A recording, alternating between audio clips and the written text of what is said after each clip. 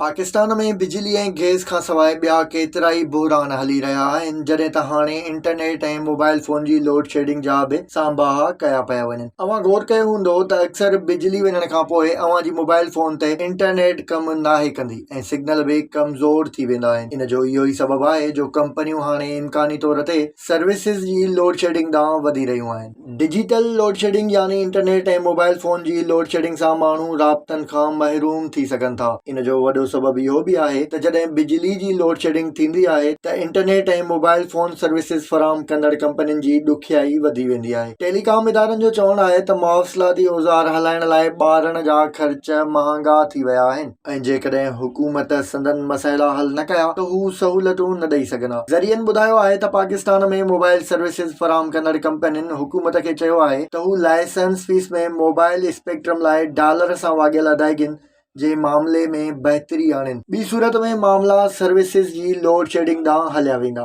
Telecom जूं ख़िदमतूं ॾींदड़ इदारनि मूजिबि हलंदड़ साल दौरान बिजली ऐं ॿारनि जा अघ, व्याज जे शरह में वाधि ऐं रुपए जे मुल्ह में लाथ सबबि संदन ख़र्च वधी विया आहिनि।